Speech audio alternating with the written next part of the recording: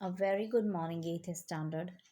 This is your social studies class, and today we are going to discuss the practice question, additional questions, and the worksheet questions. So, take out your content book, notebook, worksheet, and the stationery. Do the changes only really it is required. Now, come on, we will start our discussion. So, first of all, open your S1, it means worksheet. We will discuss that first. Now, first one is arrival of European trading companies. I hope you will do question number 1 and 2 because options are also given. If you have read it carefully, you can do very easily.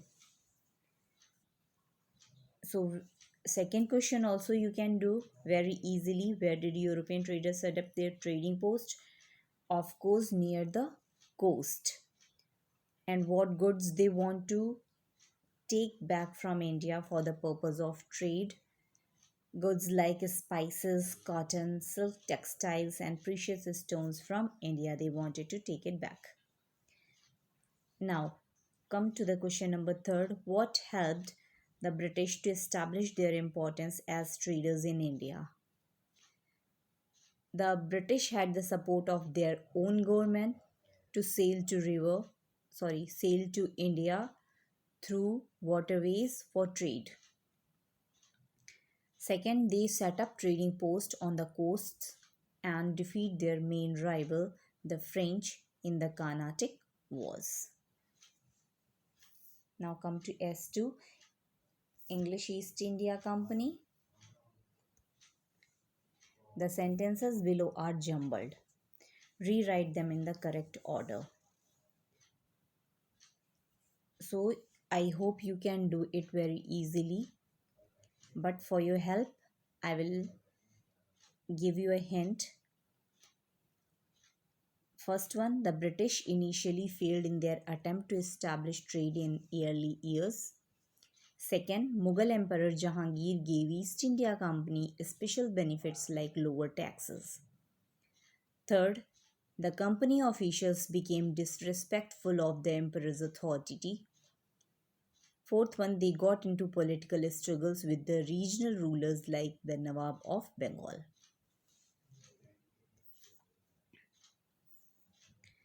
Now question number 2. Here paragraph is given, but in this paragraph it is not written that who granted the charter. And because you know it, so you need to write down Queen Elizabeth first granted the charter. Got it? And what did the charter ensure? It ensured that the company could venture across the ocean looking for the new lands from which it could buy goods at the cheap price and carry them back to Europe to sell at higher prices. Got it? Now come to question number 3. What steps did the English East India Company take to establish sole right to trade? So, as you have read it, the company persuaded the Mughal Emperor Aurangzeb to issue a farman granting the company the right to trade without paying taxes. They fortified the settlements and also bribed the Mughal officials into giving the company Zamirdari rights. They defeated the French in the Carnatic Wars and destroyed their trading post in Chandan Finally, they defeated the Nawabs of Bengal to establish their trading rights. I hope you understood it and your answers might be matching with my answers. Identify the following. This you can do by your own. Question number 2 also you can do by your own. Now I will discuss question number 3, that is the hot one. Why did the British want to establish puppet ruler in Bengal? So the British wanted to establish puppet ruler in Bengal so that they would not face any hindrance to the monopoly of trade and continue to make profit and enjoy all trading rights and concessions without taking responsibility of the administration. Got it? Okay, come to the practice questions. This fill in the blanks and this discuss the events that paved the way for the English East India Company to establish trading rights.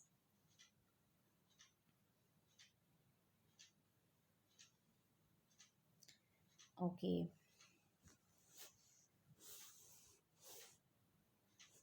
now you can open your notebook and match the answer if you had written the same answer or the matching answer. So here is the sample answer. The English East India Company came as traders and established their trading post called factories in India. These factories were set up in the presidency cities of Kolkata, Madras, and Bombay. The Mughal Empire had already become very weak, and after Aurangzeb's death, the Subadars and the Zamindars became the ruler of same area.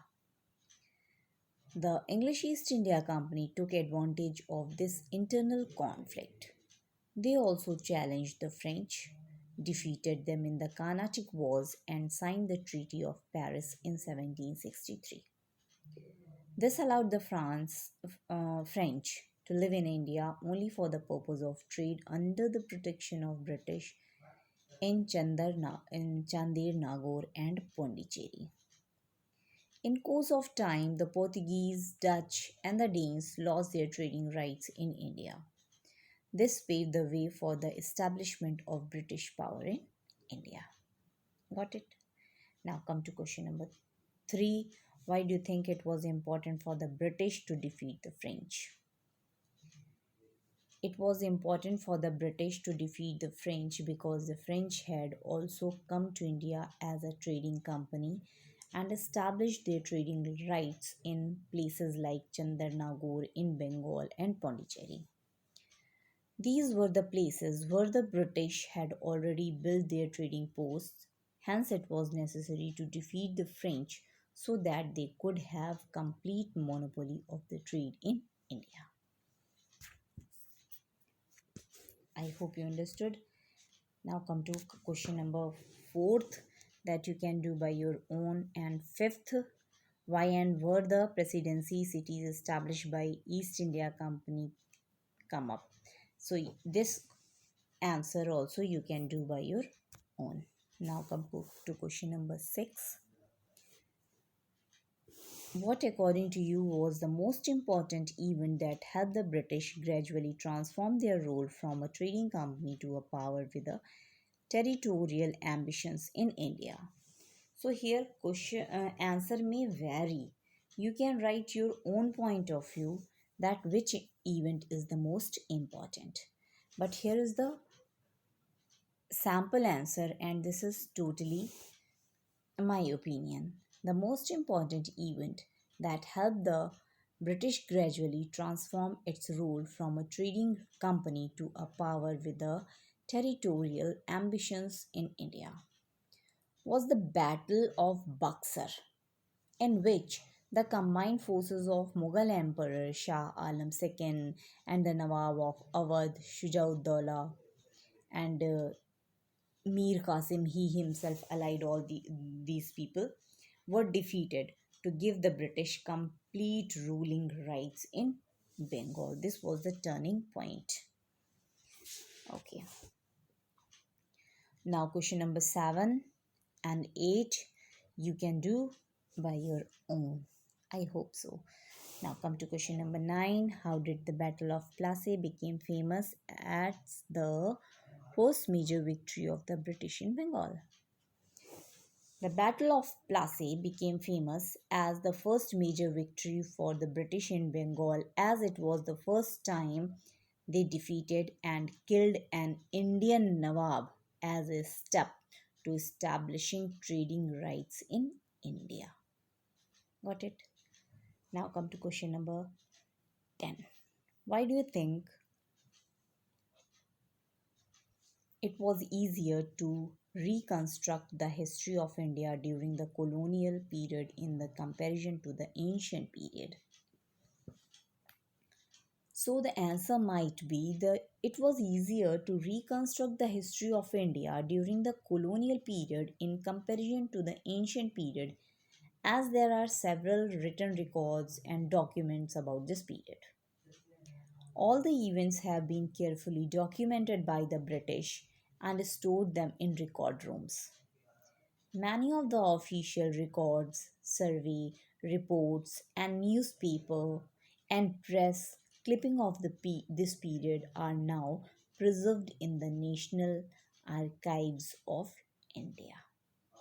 Got it? Now moving further for the additional question.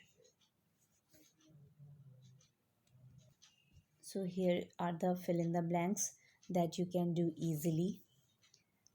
Now come to question number second. So, what led the British to record every aspect of their administration in India? Do you think those recorded documents and surveys helped them to understand the country better? So, might be your answer is the British recorded every aspect of their administration in India because they felt that a knowledge of Indian social setup and customs would make it easier to rule India. Yes, the recorded documents help them to understand the country better because they could now study, debate, and research the procedures for elective administration. Not only did the surveys help them to gather data on population, land, and revenue, it also helped them to map different parts of the country. Now come to question number third. How did the following people help the British to become a powerful trading nation? So, as you know, these people were very important in making the British very powerful. So, Jahangir, what about Jahangir? Yes, he gave the special benefits like lower taxes and sole right to build factories in Surat and other areas. What about Aurangzeb? Yes, he was also not very less, or he was also very daring in giving the farman, granting the company the right to do trade free duty. Trade duty free means without any taxes. And Mir Zafar, he was a traitor. Traitor, betrayed. He betrayed Sirajuddaula and helped the British to win the Battle of Plassey. After he was made the Nawab, he gave the British a large reward and also the right to collect taxes. Okay, come to question number fourth. How were the accounts written by Indian authors different from those of the European authors?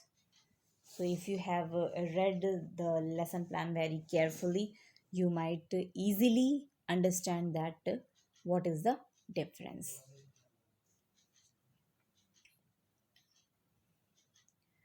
So, first of all, we will see who were the Indian writers: Bankim Chand Chatterjee, Jawaharlal Nehru, and Rabindranath Tagore. Many of them had written. Bankim Chandra Chatterjee commented, "We must have our own history," was relevant to the history of this period because it was necessary to understand the influence of British control over the economy and society of India. To get a true perspective on why the British collected revenue to meet their expenses, brought the goals, brought the goods they wanted at low prices, produced the crops they needed for export, and changes that came about as a consequence. This was also throw light on the changes the British rule about in values and taste, customs and practices. Above all, it was necessary to understand the growing sentiment among Indians against the British rule. Now, fifth question. What were the shortcomings of this period that helped the British to establish their rule in India? So you can write your own answers. Answer may vary, but the shortcomings of this period that helped the British to establish their rule in India was the decline of Mughal Empire, which divided India among the various Mughal governors, zamindars, and